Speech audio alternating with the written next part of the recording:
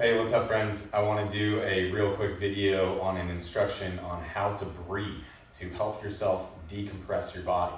So most of us have heard of diaphragmatic breathing, and it really kind of stems from obviously breathing through your diaphragm, but a lot of people, especially yogis, you'll hear instruct really breathing through the abdomen. And there's always a time and place for this, but rarely do we ever hear about trying to breathe into the lower part of the back or even just the back of the rib cage. The lungs need room to expand, and we can also help our tissue and our musculature expand when we breathe into the backside of our body.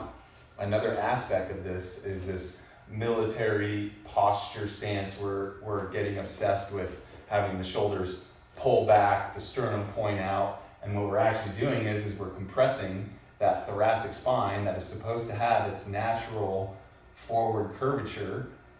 Everyone is kind of maybe scared of having the shoulders hunched forward, but nonetheless, that is the natural curvature of our spine.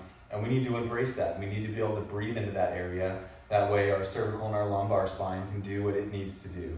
The more we try and shove our shoulders behind us and point our sternum out in front of us, we restrict our room to breathe.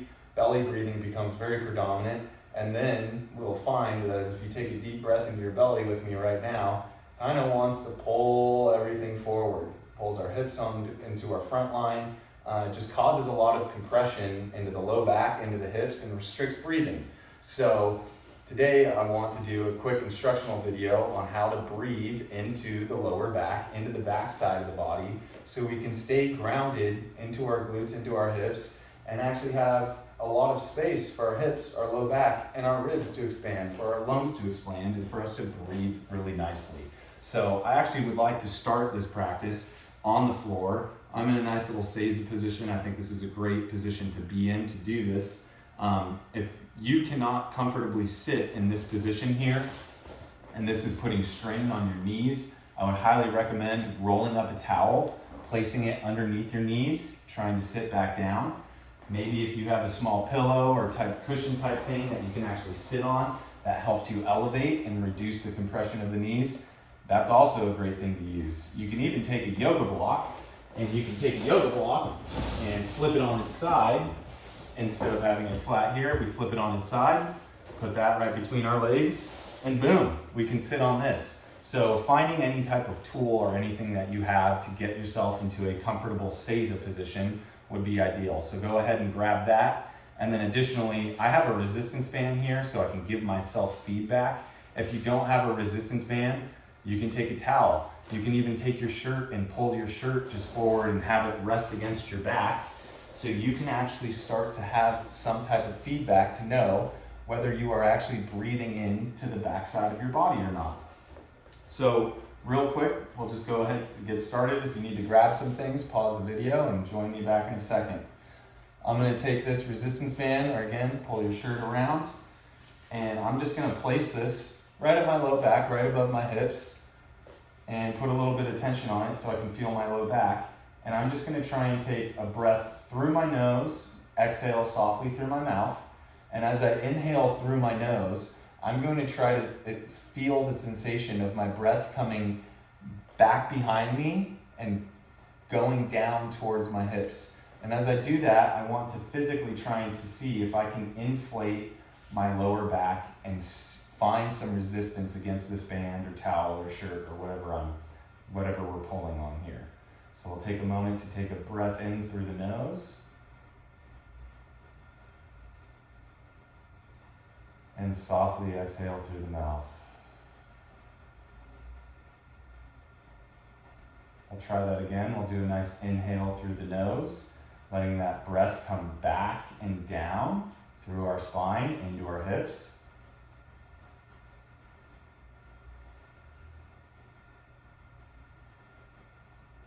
And softly exhale. Again, as I take this breath into my backside, I can almost feel like my shoulder blades. I'm inflating the space between my shoulder blades. Maybe my shoulder blades get a little bit wider, and I feel the breath work down into my back. Maybe I feel my tailbone ground down into the seat beneath me or into my heels, and kind of ground my hips into the floor. And we may even feel just a little bit stronger in our hips simply from breathing into that backside of our body. As I exhale, we can just do a soft exhale, or we can actually feel like we're not crunching our core, but we're creating some activation through the front of our body. It's almost like a zipper comes up from my pubis bone and comes up my abdomen into my ribs. So again, I've got this breath that comes behind me, grounds me down, and as I exhale, I can activate, turn on the front side of my armor, and repeat. And we just have this breath wave cycle happening that helps us actually grow and get taller. So again, I'm gonna take a nice deep breath into my backside. Feel that expansion on my resistance band here. Feel my glutes ground down. And as I exhale, I'm zippering up, activating the front side of my body, and even trying to pull my ears a little bit taller to the ceiling. I'm not trying to jut my chin forward or upwards. It's almost like the back of my skull tries to climb tall and long. We'll do that one more time. Nice deep inhale. Fill up the space between my shoulder blades, my low back into my hips. And as I exhale, zippering up, activating the front side of my body, pulling the back of my head, my ears tall and long. Now in the seated position, I feel very decompressed. I feel strong in my glutes and very tall through my spine. If you want to, you can let go of whatever tool you had to give you feedback on that breath. We're going to expand on this a little bit. I'm going to take little crab claws, and I would like you to follow with me with your crab claws. Let's locate the very bottom lateral aspect of our rib cage. Most of us think about our ribs, these front ribs right in front of our body, but we actually have floating ribs that come down pretty close to the top of our hip bone. So let's get our little crab pincers and jab our thumb and our index and find where those ribs are at. And let's recognize, are our fingers pointing up into the sky in front of us? Are they pointing down to the ground beneath us? Are they nice and forward, straight ahead? Let's just figure out, let's not try to make any adjustments, but let's just take note here on where our ribs are and where our ribs are pointing. Let's take one more deep breath into the backside. And again, with the hands on the lateral rib cage, if you're having a hard time breathing into the back of the body, try to get your rib cage to expand laterally. So breathe into your hands in this position. Back and down, and exhale, zipper up, activate that front side of the body, climb the back of the head tall and long.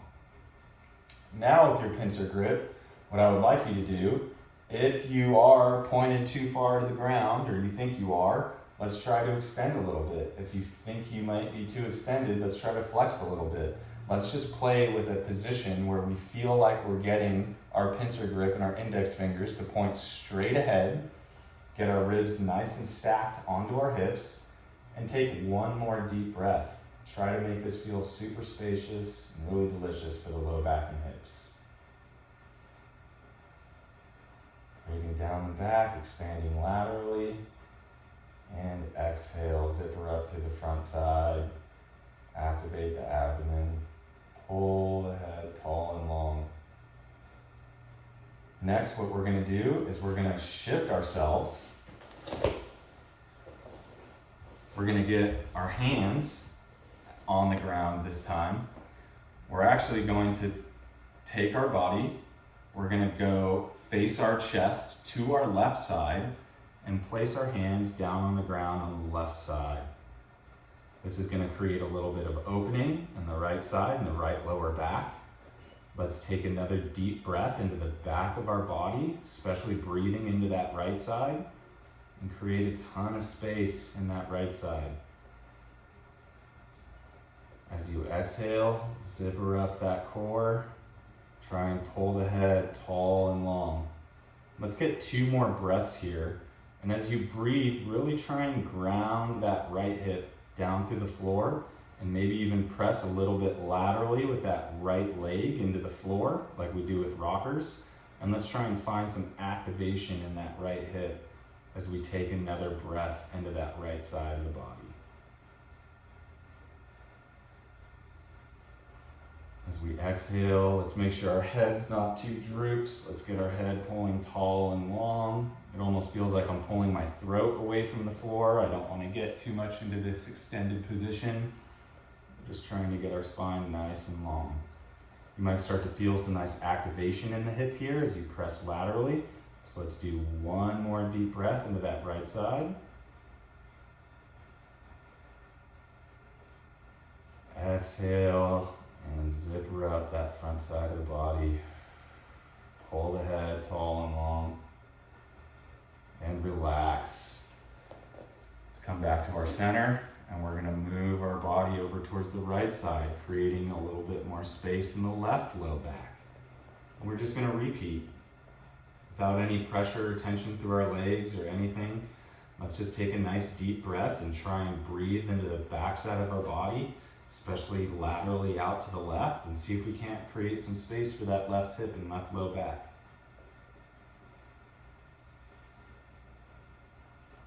Nice inhale. And as we exhale, we can activate, zipper up the front side of the body. And notice how I do kind of like little shimmy wiggles. We don't want to become super robotic in this position, so it's okay to do a little side bend, to shimmy a little bit, to make some micro movements to help that breath create space. And do one more breath. Exhale. Getting the head tall and long. And now we're gonna maybe bump our left hip out a little bit more. Drive that left shin and left knee left and back down through the floor. Create that activation in that left hip. And take another deep breath into that left low back.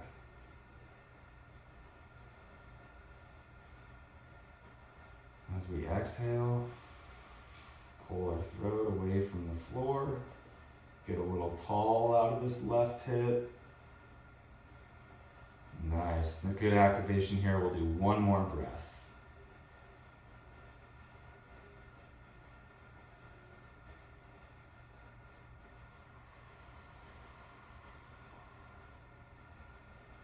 Very nice. Very nice. If you can, what I would like you to try to do to really get into the deep position of breathing into the low back, we're gonna go into a little like reverse pigeon, if you will. So most of us know the pigeon looking like a move kind of like this, where the leg drops way behind you. This time, we're actually going to take our right leg, fold it in front of our left, and as we curl our body down to the floor, it's almost impossible to breathe into the front abdomen in this position. Turn away from you here. And our goal here is going to be breathing into that left low back again. So in this little reverse pigeon, if you will, let's take a nice deep breath into that left low back. And exhale. When I exhale, I'm going to check in with my neck. Get my throat pulling away from the floor. The back side of my head, my ears pulling tall and long. And repeat. Get another inhale here.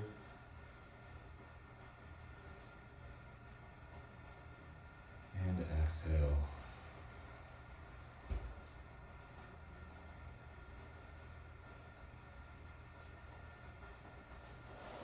This position can be a little pinchy in the front side and a little difficult to get into. However, it's a really good opportunity to learn how to breathe into the back of the body. Again, because as we crunch all of our legs up in front of one another and get ourselves into this position, it's really hard to breathe into that lower abdomen and extend that belly out. Really helps us engage that back side of the body.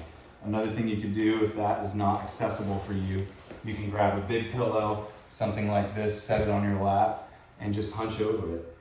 And try to see, are you pressing your belly into this pillow, or are you actually creating space and breathing into the back of the body? Feels like my shoulders go wide, ribs go wide and back. And as I exhale here, I'll just relax my head. I'll just take note of where my breath is and where I can send my breath. Being able to control where you send your breath is a super powerful tool. And maybe just something I should have mentioned at the beginning, when we do breathing practice or doing very intentional breathing, it's really important, in my opinion, especially decompressing, to make sure that the exhale is longer than the inhale. So although a major focus of this is inhaling and breathing into the back of our body, we don't want to get stuck in a place where we're taking a big long 10-second inhale and doing a short little 3-second exhale. The exhale is just as important as the inhale, and it actually can really help calm the nervous system as we get into longer exhales. So if you're a person that really likes numbers, maybe we do a 4-second count for the inhale and a 6-second count for the exhale. But again, as you get intuitive with your body and start to learn how to create different sensations, maybe that's not the largest focus for you. Maybe that's something that we can look at further down the line. But it will be very important during decompression, trying to wind the body down to do a longer exhale than you inhale. Super simple but powerful tools that we can use. Again, the breath work and where we breathe is done constantly through all the recode and the primal movement work. So this is a just simple, easy introduction video of how to breathe into the backside of your body. I hope this was helpful for you. If you have questions, reach out. Have a blessed day. We'll see you soon.